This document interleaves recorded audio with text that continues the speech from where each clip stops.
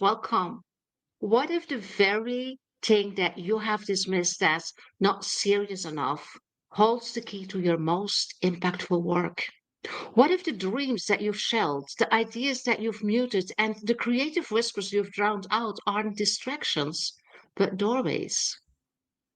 Today, we welcome a woman who turned decades of silencing into a symphony of empowerment. Jenny Elinora is not just a creativity coach or an award winning musician, she's a reclamation architect for women ready to resurrect their stifled voices. After being told her creativity was too much in childhood, Jenny didn't release her first solo album until 50. And now she equips women in midlife and beyond with the tools to heal through harmony, blending somatic science, vibrational healing, and raw life experience to crack open creative prisons. Jenny's work isn't about writing chart topping songs, though she's done that. It is about proving that every woman's voice, whether expressed through boardroom strategies, community activism, or late blooming artistry, is non negotiable. And today we are diving into the quiet betrayals that drain your creative energy, the audacious power of giving yourself permission, and how to transform stuckness into your greatest catalyst. Jenny, welcome to the Power Talks for Remarkable Females. How are you doing? I'm great, Helena. Thanks for that beautiful introduction. It was You are so lovely. welcome. I'm super stoked to have you here. Yeah, I thanks. love your team and your what you are doing in the world and how you are serving women. It is so important the work that you do. Let's just dive in. Yeah, let's Yeah. just start with the question haunting every high achiever listening here. How do we recognize when we're abandoning our creative purpose? And what's the first step back? Yes. How do we recognize? Ah, it's inside. It's often inside because we're so trained to hide it on the outside, right? And so it's what it feels like. It feels Mhm. like I'm not really living my full life. It feels like I don't have time for the things that I most enjoy.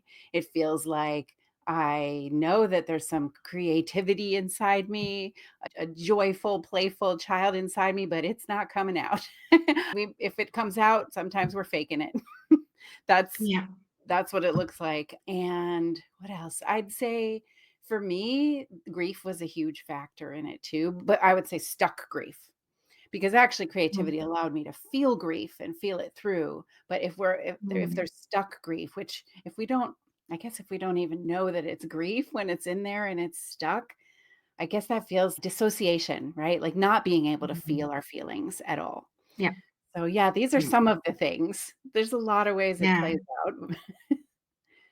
Yeah. I think indeed, I think for every one of us, it can show up in different ways. And I would like to reflect that back also to our audience, everybody that is listening in or watching this today. How do you feel it? How does it show up for you? Because we are inviting you also to participate to this episode. Even if you're watching or listening to replay, just put your stuff, your feedback, your questions, put them in the comment box because we will be monitoring and we will follow up. Absolutely.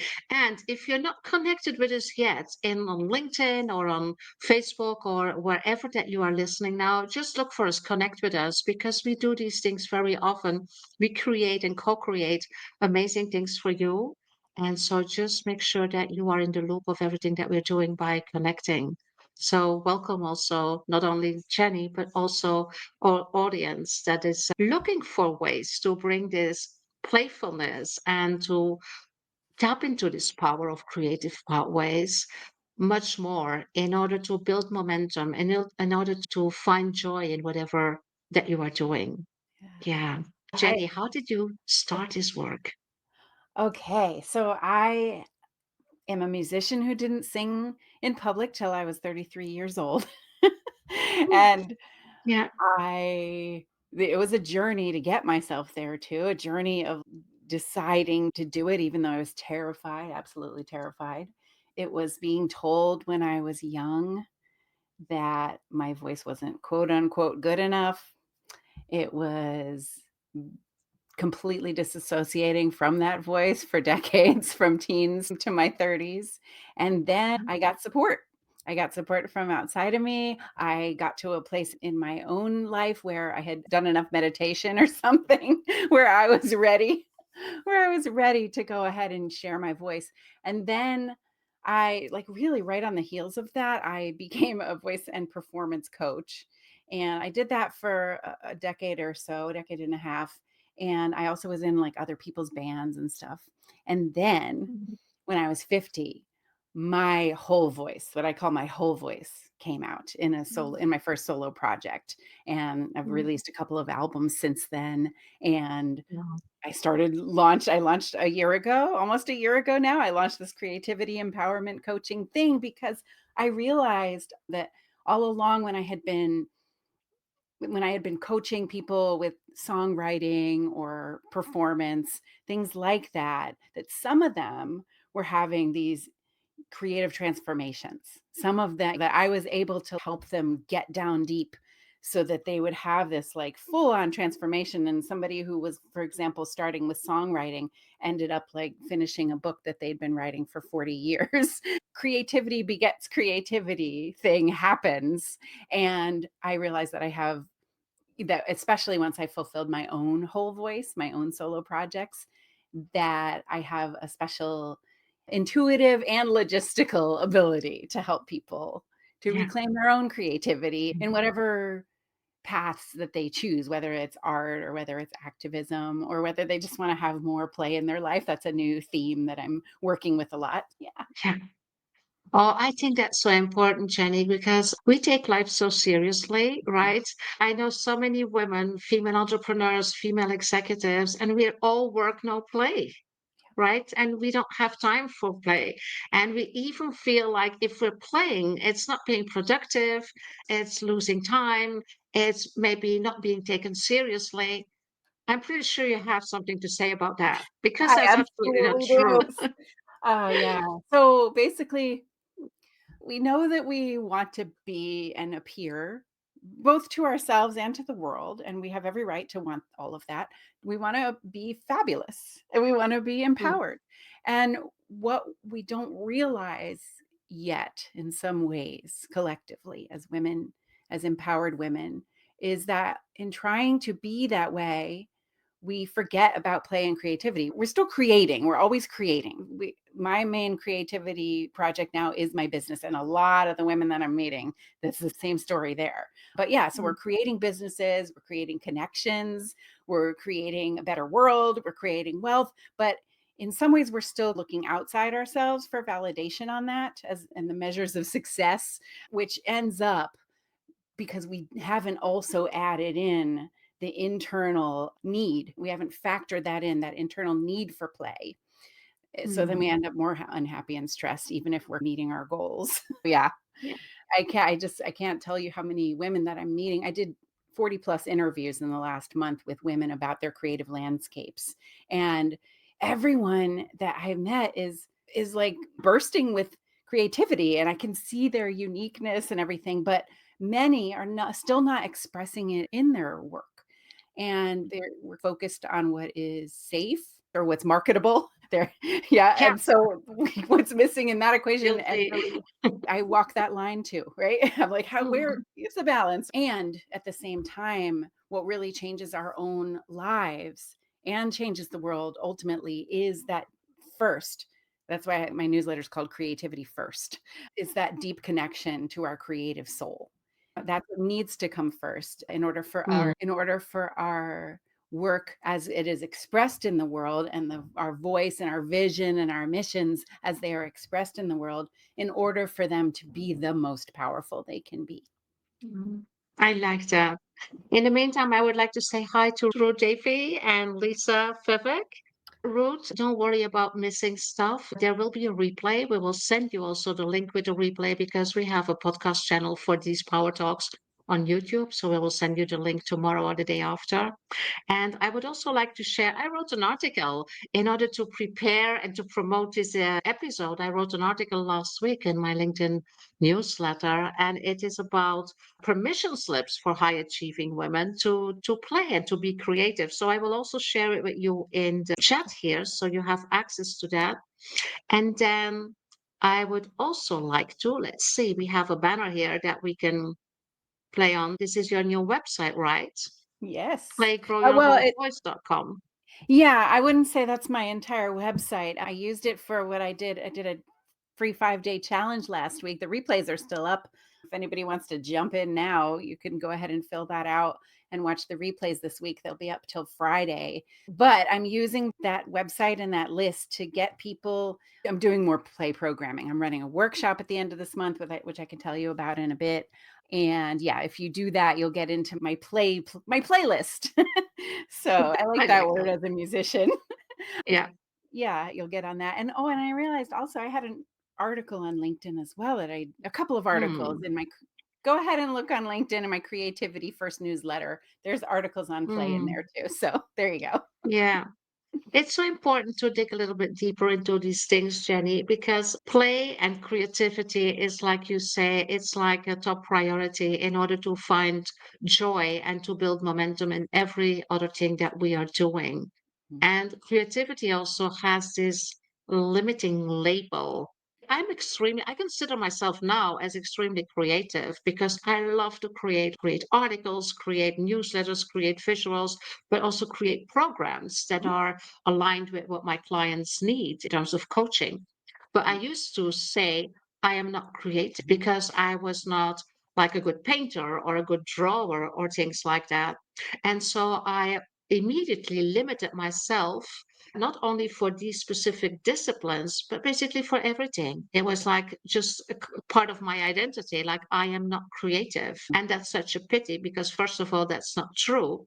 And secondly, it limits us to explore and expand our creativity in other disciplines. How mm. does that feel for you? Yeah. Oh, when I hear the words, I'm not creative, it also goes along with how I feel when I hear people say I can't sing or it's these things are our birthright. Like we are human beings and therefore we have a voice and we can sing and we can be creative. We just need to choose it and we are Yeah. told.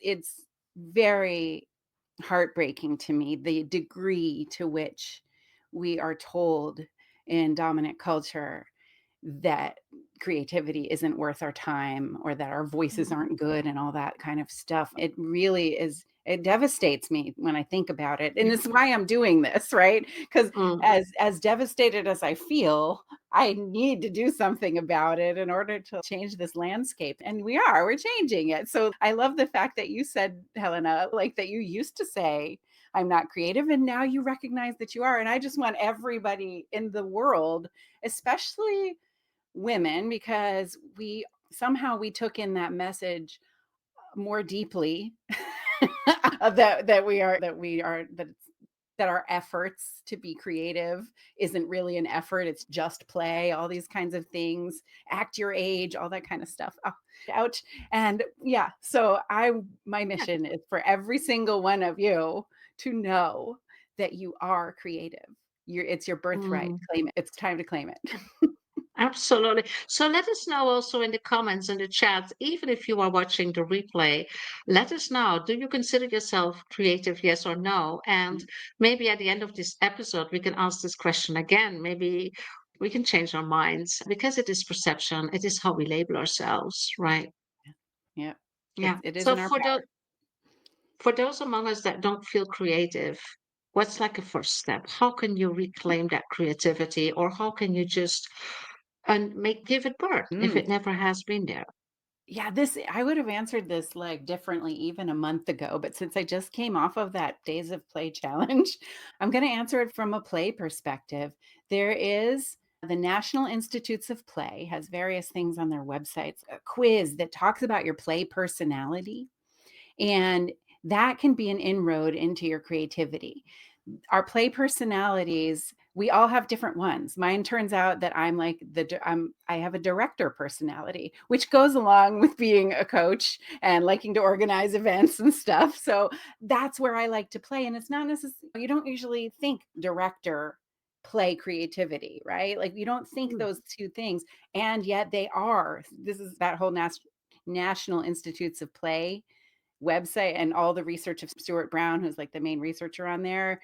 The science is absolutely there that there is way more big a landscape on play than what we typically think of in society. So I definitely recommend checking that out. Are you a storyteller? Are you an explorer? Are you a director like me? There's a few other different kinds. So finding that out, and then also Mm. exploring kind of the things that light you up the most when you play. I see Marion in the chat is saying, I resonate with what you're saying. What I do, I paint from the subconscious by painting what I'm feeling. I paint with my hands like a 5-year-old, right? So, Mm. yes, we that is another key to getting into your creativity is going back into your inner child, going remembering what Mm. really sparked your joy when you were a child. Those are the clues to what's going to spark your joy now, probably, at least to some extent. Yeah. Thanks, Marion, for sending that. Yeah, absolutely. When you say that you are a director, I think of a couple of years ago, I did this assessment because I was in a mastermind. I did this assessment. It's called Wealth Dynamics, and they give you archetypes. And I am a creator mechanic. Mhm. And that means that I love to create. And then I put these things in processes. And especially when we're talking about programs and brochures and things like that's like an Mhm. ideal combination. And for me, sometimes I have to contain myself because I love creating so much that I would go into this rabbit hole of creation. And so my criterion now is, does my audience need it? And if they need it, I love to create programs or brochures or downloadables or things that might be a resource for them. Yeah. Yeah. And You're so that's speaking. how Oh, I express that creativity. Yeah. yeah. You're speaking now to a thing that I'm also feeling my way into, some for myself and some to some degree it has something to do with the workshop at the end of the month, is balance, right? Mm. What our creative purpose is at our core is what dictates Yeah. that balance, whether we choose to go down a rabbit hole or not, because sometimes it's cool to do that, and then other times we need to focus a little more. So yeah, that's something that I'm on the growth edge of myself too, and that's actually why I'm doing it's called the Rebel Yes Summer of Play. And what it is, the whole summer goes by, right? And you're like, oh, what happened to it? So in this workshop, we're gonna create a plan for it that is in balance, Mm. that for your own preferences, your own creative purpose. We'll get down in there as well. Yeah, I'm needing to figure that out for myself. And I know I have the tools to do it. I just haven't done it yet. So now I'm going to just do it with everybody else, with all of you. There's only 5 Yeah. spots left. So DM me if you want to know I love more. that.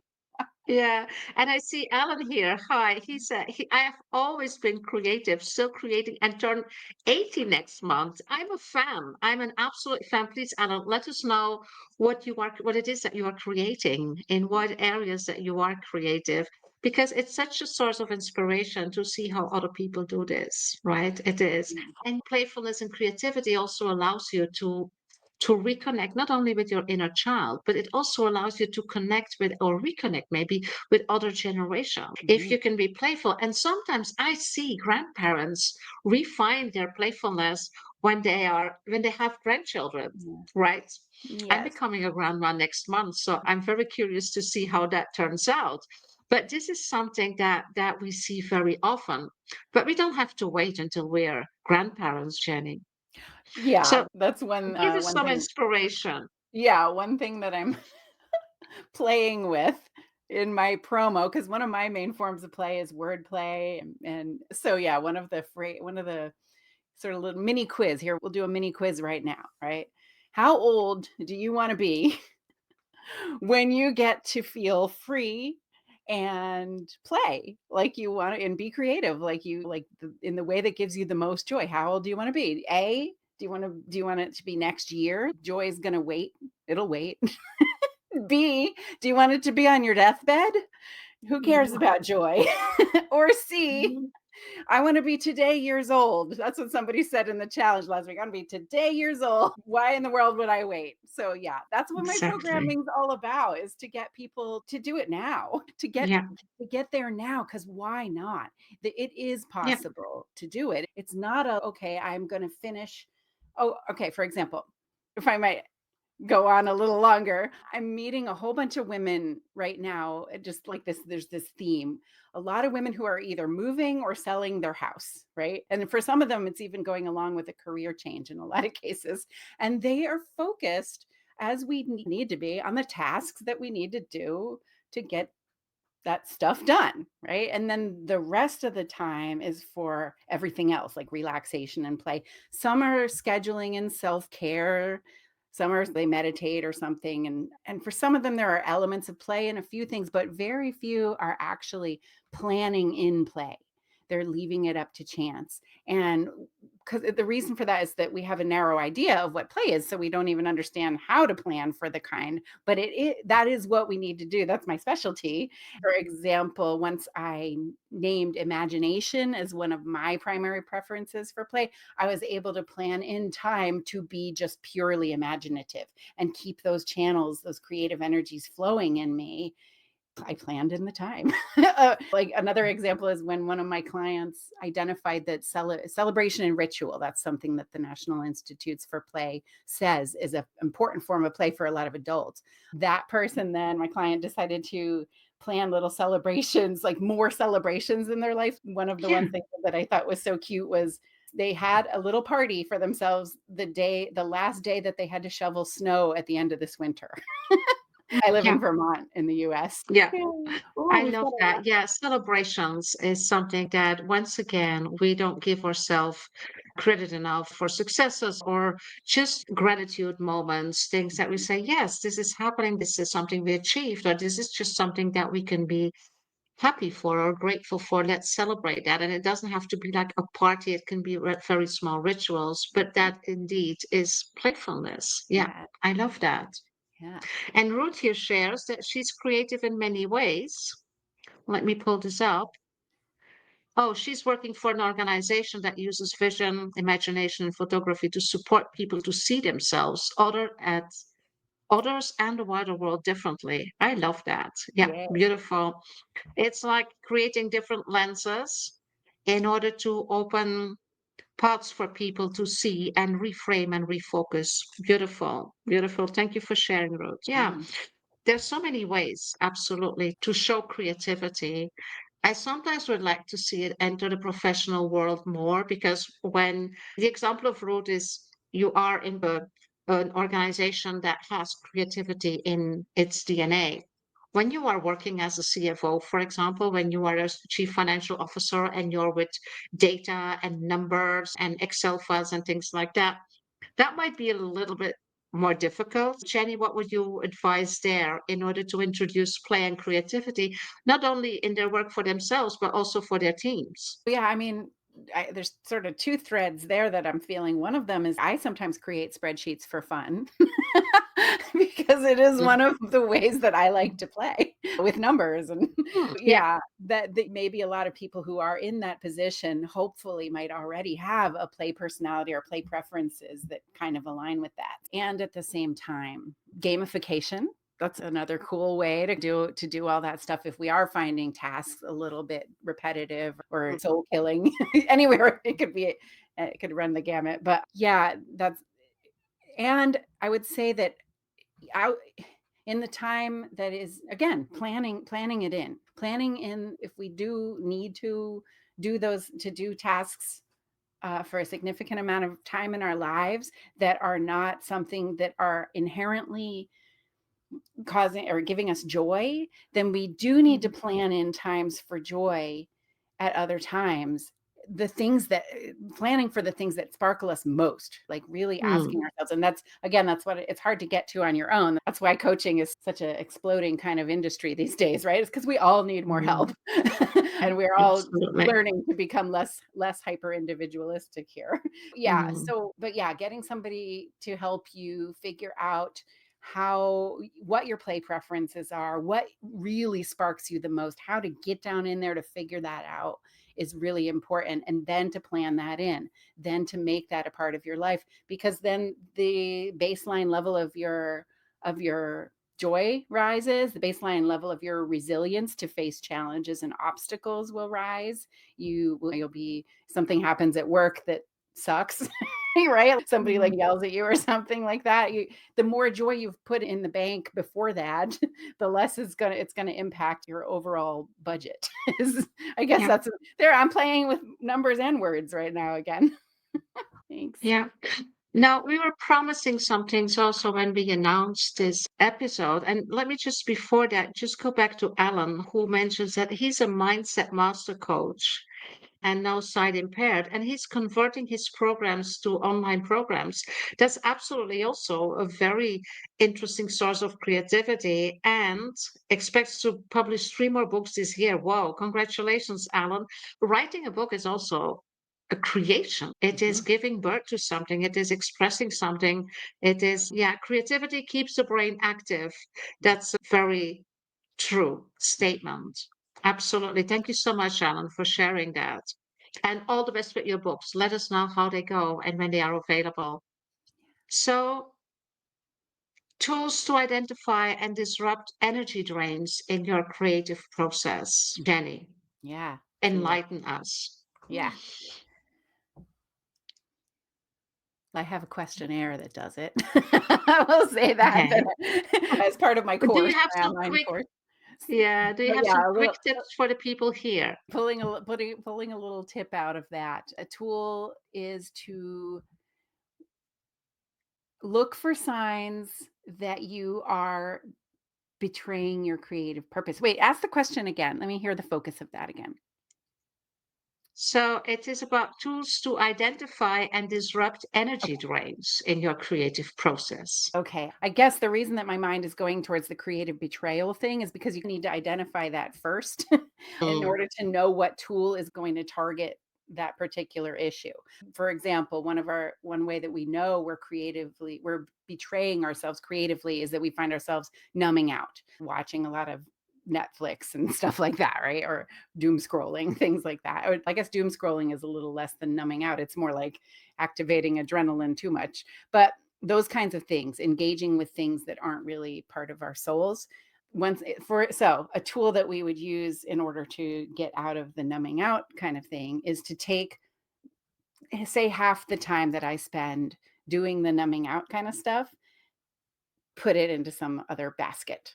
Put it into, what Mm. am I gonna do instead that does spark joy in me, that does spark engagement with life, does spark my interest and my connection with the world and or with other people and or with myself.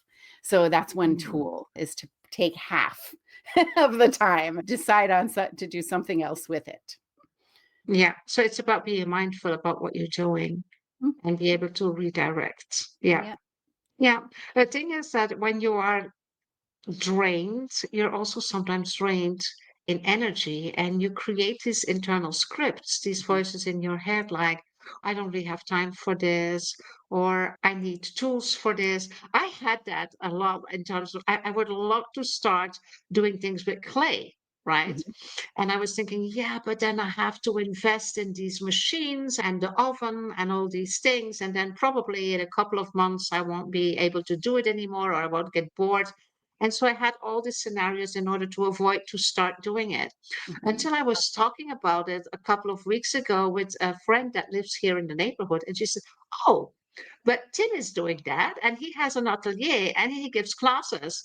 I take you. She's in Africa right now. When I'm back, I'll take you. Gone mhm, excuses, because I don't need the machines and the tools and the things. I can just go somewhere and try it out and just be in that flow, and even guided by somebody. So it's not like a complete disaster when you start without any feeling with the things. I yeah. think that a lot of us are finding excuses not to do the thing. And so what do we do about that? Yeah, it is about deciding, really giving ourselves permission. And there's a key that in what you said just now, too. You were trying to give yourself permission, right? It's not like you weren't trying to, but you did need outside, not validation, but cheerleading, I guess you could say. Somebody open-heartedly heard you with your desire and Yeah. said, "Oh, here's a possible strategy." Surrounding ourselves with what I call creative, I think Julia Cameron might have also called it this, creative champions. Mm. Surrounding ourselves with people who are totally willing to unconditionally see us for who we are, the creative souls we are, and ideally being the creative souls they themselves are, as an example for us. Yeah. Yeah, to be in creative community like that is important to include.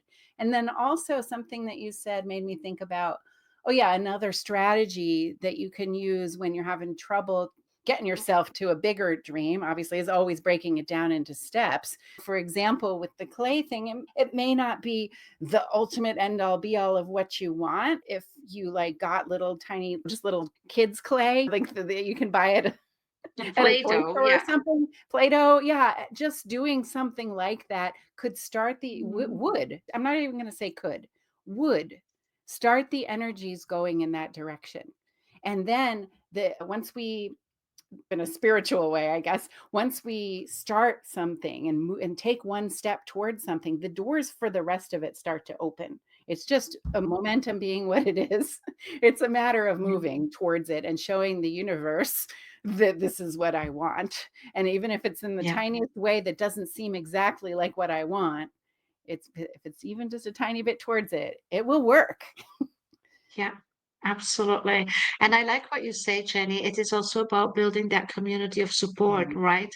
And there's so many ways now to join groups or to find people that are in your creative area or in your creative level. There's groups, there are communities everywhere online. You can create them in your community, in your village or in your city. Because I do believe that if you can find this inspiration and support with other people doing the same things and share and explore and experiment, that once again, it gets you activate your soul, you activate that fire Yeah. of creativity, and you are open to be more vulnerable and try it out, step into it. Yeah. Mhm. I have an Yeah. online creative transformation community. Wow. So that's something people can. I usually right now I've been offering it to clients as part of packages. We've been starting slow and small to just feel our way into it, to feel how to hold that container, right? And how to hold it Yeah. with a lot of integrity. But yeah, Mm. but as we learn that, it's gonna expand out. It'll be available to others. I already am offering 3 months of it as a bonus to the Rebel Yes Your Summer of Play workshop that I'm doing at the end of this month. Yeah, so that's great. Yeah. I'd love to talk Beautiful. about that at some point if I could. Give a little Yeah, more. and Marion is sharing that play is powerful because it is opening up new neurological pathways in the brain, which helps in more ways than one. And we can step outside the box, create more solutions that help in daily activities and business solutions too. That is so true, Marion. Thank you so much for bringing this up. It is absolutely true that if we are developing this more playful mind, and if we are also developing this capacity to go into flow, that these are things that we can use in every aspect of our life. And it opens up the capacity in our prefrontal cortex to deal with challenges or daily things or maybe problems and find solutions and ways to work that are different from what we always have been doing because we dare to be creative and we are in that flow state. So that's a very important thing to mention here. Absolutely. Even if you feel like, oh, I'm not into painting, I'm not into playing the piano, I'm not into clay or whatever, it is a good thing to understand that playfulness and creativity is not something that you have as such, like something isolated. It is something that is representing and has an impact on your complete being, on Mhm. everything that you undertake, right, Jenny? Yes. Yeah, thanks.